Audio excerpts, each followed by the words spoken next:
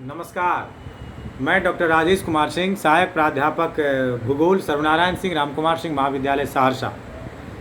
आज के इस वीडियो पोस्ट में मैं पार्ट 2 के छात्रों के लिए प्रवाल भित्ति विषय वस्तु पर चर्चा करने जा रहा हूँ।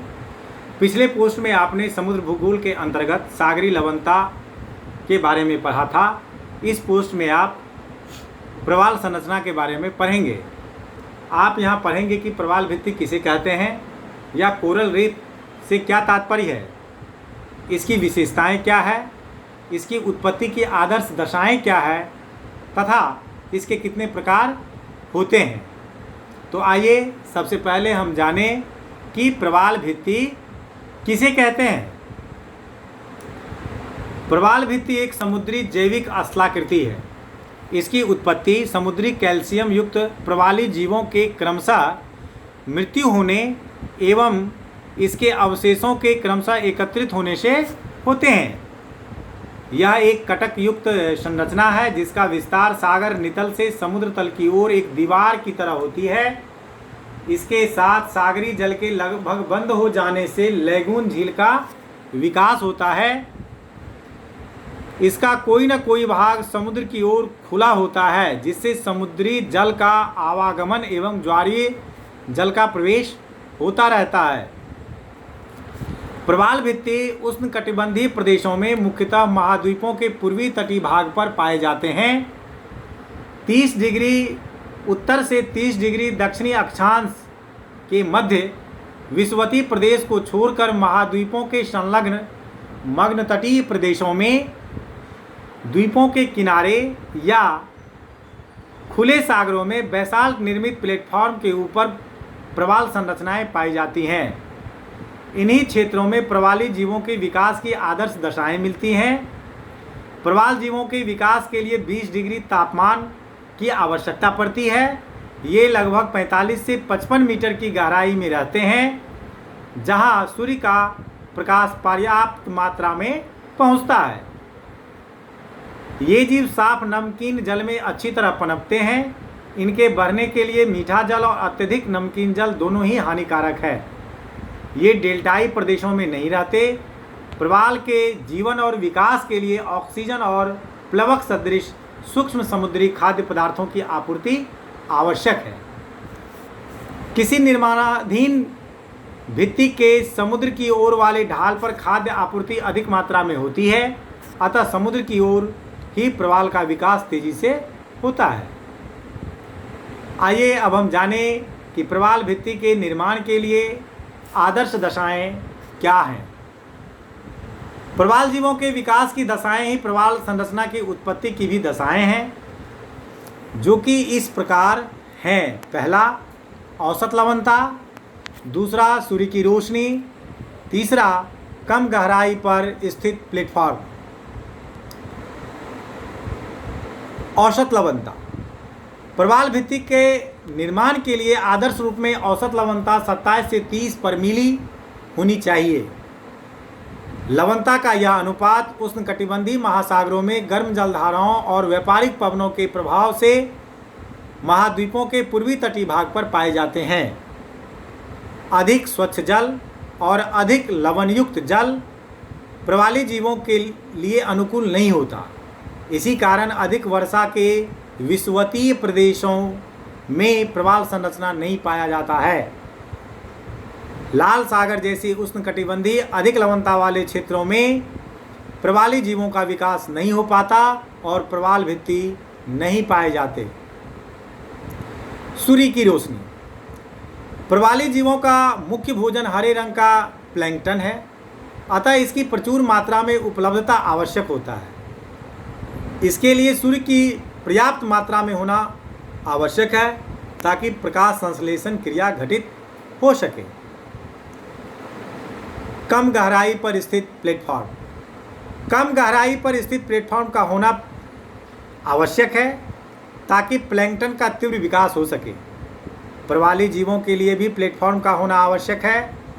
इसी संदर्भ में 50-55 मीटर की गहराई पर समुद्री प्लेटफॉर्म आवश्यक है। इन विशिष्ट दशाओं की स्थिति में प्रवाली जीवों का विकास उष्णकटिबंधीय क्षेत्रों में होता है।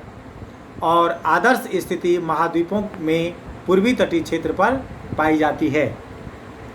आइए अब हम प्रवाल के विभिन्न प्रकार की चर्चा करते हैं या करें, जानें।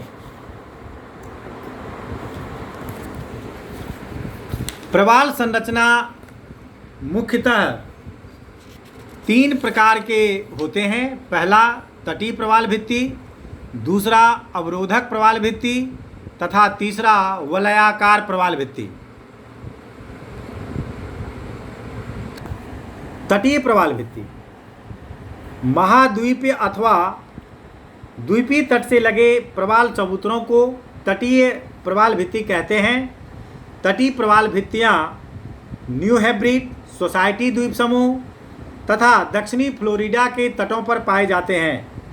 ये दक्षिणी भारत में मन्नार की खाड़ी में रामेश्वरम के निकट पाई जाती हैं। दूसरा प्रवाल के प्रकार जो है वो है प्रवाल रोधिका या अवरोधक प्रवाल भित्ति। तीनों प्रकार की प्रवाल भित्तियों में प्रवाल रोधिकाएं विशालतम होती हैं। ये कई किलोमीटर चौड़ी और सैकड़ों किलोमीटर लंबी हो सकती हैं। तट या द्वीप से कुछ दूर हटकर इनकी स्थिति इनकी प्रमुख विशेषता है। यह तट के एक चौड़े और गहरे लैगून द्वारा पृथक होती हैं। तटीय चबूतरों पर यह तट के समानांतर विकसित होती हैं। ये प्रवाल रोधिकाएं काफ़ी मोटी होती हैं। इनके आधार 180 मीटर से भी अधिक गहराई पर होते हैं और समुद्र की ओर स्थित इनकी ढाल बड़ी तीव्र होती है। सामान्यतः पतले जलमार्ग या मुहाने इन्हें आर पार काटकर लैगून को खुले सागर से जोड़ देते हैं। कालांतर में विभिन्न आकार और आकृतियों के प्रवालों द्वारा एकत्रित पदार्थों से इन प्रवाल रोधिकाओं का निर्माण होता है।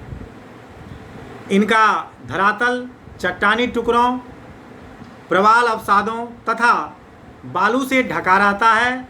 अधिकांश प्रवाल रोधिकाएं अनियमित तथा टूटी मुद्रिका के समान द्वीपों के चारों ओर से घेरे रहती है। ऑस्ट्रेलिया के उत्तर पूर्वी तट के समीप स्थित ग्रेट बैरियर रीफ संसार का सबसे बड़ा प्रवाल रोधिका है। इसकी लंबाई 1900 किलोमीटर से भी अधिक और चौड़ाई 160 किलोमीटर है। तट से इसकी निकटतम दूरी 16 किलोमीटर और अधिकतम दूरी 240 किलोमीटर है। सैकड़ों पृथक रोधिकाओं और द्वीपों वाला तथा जटिल संरचना वाला यह ग्रेट बैरियर रीफ एक समुद्री स्वर्ग माना जाता है। यह संसार के प्रत्येक कोने से हजारों पर्यटकों को प्रतिवर्ष आकर्षित करता है। तीसरा जो प्रवाल का प्रकार है वो है प्रवाल वलय या एटॉल। प्रवाल वलय एक मुद्रिका सदृश प्रवाल भित्ति होती है जो एक छिछले लैगून को अंशतः या कभी कभी पूर्णतः घेरे रहती है। प्रवाल वलय के अनुप्रस्थ काट से यह स्पष्ट होता है कि लैगून का नितल समतल होता है,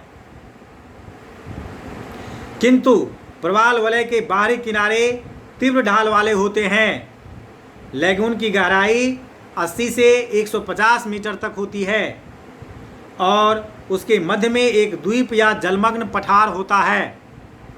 अनेक जलमार्ग प्रवाल वलय की भित्ति को काटकर लैगून को खुले समुद्र से जोड़ते हैं। प्रवाल का वलय गहरे जलमग्न चबूतरों से दूर स्थित होते हैं। ऐसी जलमग्न असलाकृतियाँ जिनके धरातल उठकर जल स्तर तक पहुँच जाए, जहाँ प्रवाल के जीव पनप सकें, अनुकूल दशाएं प्रदान करती हैं। ऐसी अनुकूल जलमग्न असलाकृति कोई जलमग्न द्वीप या समुद्री जलस्तर के ऊपर उठने के कारण डूबा हुआ कोई ज्वालामुखी शंकु हो सकती है। अपने स्वभाव के अनुसार प्रवाल वलय 3 प्रकार के होते हैं। पहला वास्तविक प्रवाल वलय, जिसमें एक वृत्ताकार भित्ति छिछले लैगून को चारों ओर से घेरे हो और उस लैगून में कोई द्वीप न हो। दूसरा एक ऐसा प्रवाल वलय जिसमें भित्ति एक ऐसे लैगून को घेरती हो जिसमें एक द्वीप हो। तीसरा वह प्रवाल भित्ति जिसका निर्माण समुद्री तरंगों द्वारा हुए अपर्दन और निक्षेपण से हुआ हो और उसने एक प्रवाल द्वीप का रूप धारण कर लिया हो। अन्य महासागरों की अपेक्षा प्रशांत महासागर में प्रवाल वलय अधिक पाए जाते हैं। फिजी प्रवाल वलय तथा एलिस द्वीप में फुनाफुटी प्रवाल वलय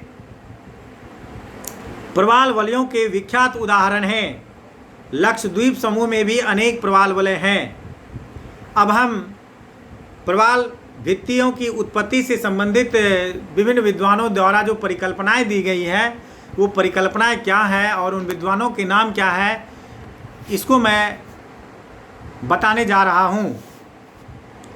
पहला प्रवाल वलय की उत्पत्ति से संबंधित पहला सिद्धांत जो है वो है अवतलन सिद्धांत, जो डाना के द्वारा दिया गया है। दूसरा स्थिर स्थल सिद्धांत, जो मरे के द्वारा दिया गया है। तीसरा अंतः सागरी चबूतरा सिद्धांत, जो अलेक्जेंडर अगासिज के द्वारा दिया गया है। चौथा हिमानी नियंत्रण सिद्धांत, जो डेली महोदय के द्वारा दिया गया है।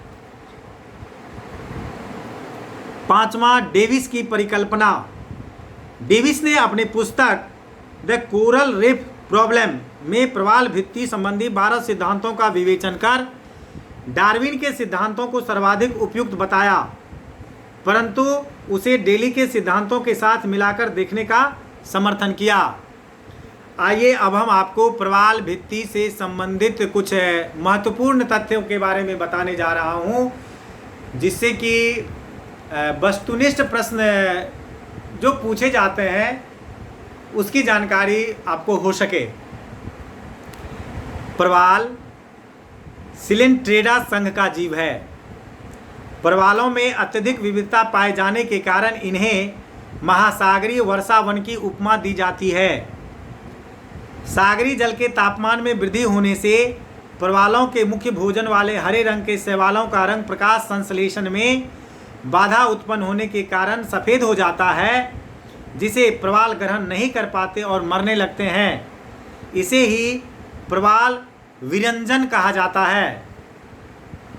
समुद्री सतह के तापमान बढ़ने, सौर विकिरण, गाद जमा होने, जेनोबाइटिक्स उपवायव्य प्रकटीकरण और कार्बनिक पोषक तत्वों, मीठे जल के संपर्क के कारण जल की सांद्रता कम होने, एपिजूटिक्स सहित प्रवाल पर्यावरण में मानव जनित प्राकृतिक परिवर्तनों के कारण प्रवाल वलय का विरंजन होता है। वर्ष 1997-98 में आया एल नीनो का अब तक का सबसे भारी प्रवाह रहा, जिसके कारण पूरे विश्व में प्रवाल विरंजन की अभूतपूर्व घटनाएं घटित हुई। प्रवाल विरंजन की घटना अल्फ्रेड मेयर द्वारा वर्ष 1919 में ही अवलोकन कर लिया गया था, परंतु इस प्रक्रिया तथा घटना के प्रति विश्व के जलवायु वैज्ञानिकों का ध्यान वर्ष 1998 में आकर्षित हुआ, जब केन्या तट के पास तथा हिंद महासागर के द्वीपों अंडमान मालदीव, लक्षद्वीप आदि द्वीपों के 70% से अधिक प्रवाल की मौत हो गई। ग्लोबल वार्मिंग के कारण सर्वाधिक प्रवाल विरंजन से हिंद महासागर प्रभावित है। एंटीलीज सागर में सर्वाधिक प्रवाल वलय पाए जाते हैं। नमस्कार, आज के वीडियो पोस्ट में बस इतना ही। कल के वीडियो पोस्ट में मैं प्रवाल की उत्पत्ति से संबंधित विभिन्न विद्वानों के द्वारा दिए गए सिद्धांतों की चर्चा करूंगा। अगर प्रवाल भित्ति को समझने में आपको किसी भी तरह की कठिनाई आ रही हो या आप इसके बारे में विशेष जानकारी चाहते हो, तो आप मेरे व्यक्तिगत मोबाइल नंबर 9470786423, एक बार फिर से सुने, 9470786423 पर संपर्क कर सकते हैं। मैं 24x7 आपके समस्या के समाधान के लिए तैयार हूँ। धन्यवाद।